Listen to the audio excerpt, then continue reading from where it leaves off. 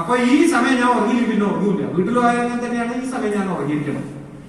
അപ്പോ ഞാൻ ഒരു വളവ് ഒരു 15 മീറ്റർ കണ്ടത് എനിക്ക് ഓർമ്മയുണ്ട്. അത് കഴിഞ്ഞതിന് ശേഷം ഒരൊച്ച കേട്ടിട്ടാണ് ഞാൻ പെട്ടെന്ന് കണ്ണു തുറക്കുന്നത്. അപ്പൊ എന്റെ വാഹനം ചെന്ന് വേറെ വാഹനത്തിന് ചെന്ന് ഇടിച്ചിട്ടുണ്ട്. അപ്പൊ ഇതൊക്കെ നടക്കും നമുക്ക്. അപ്പൊ നമ്മൾ ആരും തിന്നു ഒഴിഞ്ഞവരൊന്നുമല്ല. അപ്പൊ ഉറക്കമൊക്കെ വരുന്നുണ്ടെങ്കിൽ എന്ത് ചെയ്യണം?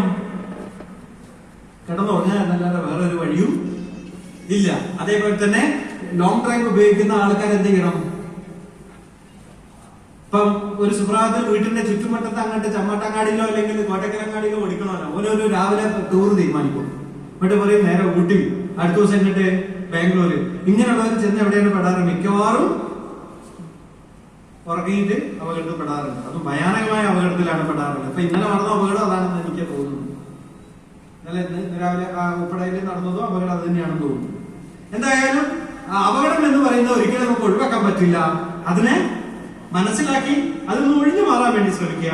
ചിലപ്പോൾ എന്നാലും പെട്ടുപോകും നമ്മള്. പക്ഷെ അതിൽ നിന്നും രക്ഷിക്കേണ്ടവരാണ് അത് നിങ്ങള്. റോഡിൽ നിന്നും ഹോസ്പിറ്റലിലേക്ക് കൊണ്ടുവരേണ്ടവരാണ് നിങ്ങള്. ആയതിനാൽ നിങ്ങൾ സ്വയം സുരക്ഷ നോക്കിയും ആ റിസ്ക് ചെയ്യുന്നത് പ്രോപ്പർ മെത്തേഡുകളുടെയും റിസ്ക് ചെയ്ത് നിങ്ങൾ ഹോസ്പിറ്റലിൽ എത്തിക്കഴിഞ്ഞാൽ ഹോസ്പിറ്റലിലെ ഇവിടെയുള്ള ഡോക്ടർമാരും മറ്റു ഹോസ്പിറ്റലിലെ ഡോക്ടർമാരും ഈ രോഗിയെ എങ്ങനെയെങ്കിലും ഇപ്പൊ പുതിയ നിയമപ്രകാരം എമർജൻസി അറ്റൻഡ് ചെയ്യുന്നതിന് യാതൊരു എതിർപ്പില്ല. കൊണ്ടുവരുന്നവർ പ്രതിയുമല്ല പുതിയ നിയമപ്രകാരം. അപ്പൊ അത് മാത്രമല്ല, ഹോസ്പിറ്റലിൽ ഫ്രീ ട്രീറ്റ്മെന്റ് എന്ന് പറഞ്ഞിട്ട് പുതിയ സ്കീമുണ്ട്. അതിന് പുറത്തെ ഗവൺമെന്റ് തന്നെ അതിന് കോമ്പൻസേറ്റ് ചെയ്യുന്ന സ്കീമുകളൊക്കെ വന്നിട്ടുണ്ട്. ഇപ്പൊ ഹിറ്റ് ആൻഡ് റൺ കേസുകൾക്കൊക്കെ ഇപ്പൊ കോമ്പൻസേഷൻ തരാൻ ഗവൺമെന്റ് ഓർഡർ ആയിട്ടുണ്ട്. അപ്പൊ ഇത്തരം സാഹചര്യങ്ങളൊക്കെ നമ്മൾക്ക് ഉണ്ടാകുമ്പോൾ ഇതിനെ നല്ല രീതിയിൽ സുരക്ഷിതത്വത്തോടു കൂടി ഹോസ്പിറ്റലിൽ എത്തിച്ച് അവരെ ഒരു പുതിയ ജീവിതത്തിലേക്ക് കടത്തി കൊണ്ടുപോവുക എന്നുള്ളതാണ് നമ്മളുടെ നിശ്ചിതമായിട്ടുള്ള കടമ. അത് തന്നെയാണ് ദൈവത്തിന്റെ മുന്നിലുള്ള ഏറ്റവും നല്ല പുണ്യപ്രവൃത്തി. അപ്പൊ നിങ്ങളൊക്കെ റെമ്യൂണറേഷൻ അല്ലെങ്കിൽ അതിൽ നിന്നൊരു പ്രതിഫലം ആഗ്രഹിക്കാതെ ഇതിലേക്ക് ഇറങ്ങി തിരിച്ചവരാണ്. ഇന്ന് പലരെയും ഞാൻ റോഡിൽ കാണുന്നവരാണ്. കാരണം പലപ്പോഴായിട്ട് അപകടങ്ങൾ നടക്കുമ്പോൾ ഇതിന്റെ മുഖങ്ങളൊക്കെ ഞാൻ എപ്പോഴും കാണാറുണ്ട്. എന്തായാലും നിങ്ങളുടെ ജീവിതത്തിൽ ഈ പ്രവൃത്തി തുടർന്നു കൊണ്ടുപോവുക, ഇതിലേക്ക് കൂടുതൽ ആൾക്കാരെ കൊണ്ടുവരിക.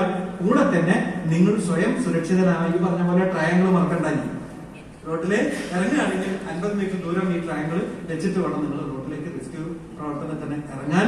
അതല്ലെങ്കിൽ നിങ്ങൾക്ക് അപകടം നിങ്ങൾക്കും ഒളിഞ്ഞിരിക്കുന്നുണ്ട്. നിങ്ങളുടെ മേലെ കൂടി മറ്റു വാഹനങ്ങൾ കയറി പോകാൻ സാധ്യതയുണ്ട്. അപ്പൊ ആയതിനാലും ഒറ്റയ്ക്ക് റോഡിലേക്ക് ഇറങ്ങുന്നത് ഒഴിവാക്കുക. ഇപ്പുറം വേറൊരാള് മറ്റു വാഹനങ്ങളെ കൺട്രോൾ ചെയ്യാൻ വേണ്ടി നിൽക്കേണ്ടത് വളരെ അത്യാവശ്യമാണ്. അപ്പൊ ഇത്തരം കാര്യങ്ങൾ ശ്രമിക്കുക. അതുപോലെ തന്നെ ഓപ്പോസിറ്റ് ഡയറക്ഷനിൽ വാഹനം ഡ്രൈവ് ചെയ്ത് വരികയാണെങ്കിൽ തന്നെ നിങ്ങൾ അപകടം രക്ഷിക്കാനാണ് നിങ്ങൾ ഈ വരുന്നത്. പക്ഷെ ഇപ്പുറം ആ വാഹനങ്ങൾക്ക് ഡ്യൂ വാണിംഗ് കൊടുത്ത് അതിന് ഡൈവേർഷൻ ഉണ്ട് എന്ന് ഉറപ്പ് വരുത്താൻ വരുത്തിയിട്ടേ ഈ പ്രവൃത്തിയിലേക്ക് കടക്കാവൂ. അതല്ലാതെ ഒരു അപകടം നടന്നു എന്ന് പറഞ്ഞ് ഉടനെ തന്നെ ചാടി ആ സ്പോട്ടിലേക്ക് ഇറങ്ങുന്നത് ഒഴിവാക്കണം നിങ്ങൾ. അത് നിങ്ങളുടെ സുരക്ഷയെ ബാധിക്കും. മറ്റു കാര്യങ്ങളൊക്കെ നിങ്ങൾക്ക് അറിയുന്നത് തന്നെയാണ്. എന്നെക്കാട്ടും കൂടുതൽ നല്ല രീതിയിൽ ഈ അപകടത്തിന്റെ കാര്യങ്ങൾ നിങ്ങൾ പ്രവർത്തിക്കുന്നത്. ഈ റോഡ് അപകടങ്ങളെ പറ്റി പറഞ്ഞതെന്ന് മാത്രം, മറ്റുള്ള അപകടങ്ങളും ഇങ്ങനത്തെ തന്നെയാണ്. സ്വയം സുരക്ഷ ഉറപ്പുവരുത്തുന്നത് വളരെ അത്യാവശ്യമാണ്. എന്തായാലും ഞാൻ എന്റെ ഡിപ്പാർട്ട്മെന്റിന്റെ പേരിൽ ഇവിടെയുള്ള അൽമാസ് ഹോസ്പിറ്റലിന്റെ അതോറിറ്റിക്കും അതുപോലെ തന്നെ നിങ്ങൾക്ക് ഓരോരുത്തർക്കും എന്റെ ആശംസകൾ അറിയിക്കുകയാണ്. നിങ്ങൾ ഈ പ്രവർത്തനത്തിന് ഈ ക്ലാസ്സിന് ഇവിടെ വന്നിരുന്നതിന് എല്ലാ സഹകരിച്ചതിനും ഡിപ്പാർട്ട്മെന്റിന് വേണ്ടി ഒരു നന്ദിയും കൂടി പറയാണ്. എന്തായാലും നിർത്തുക.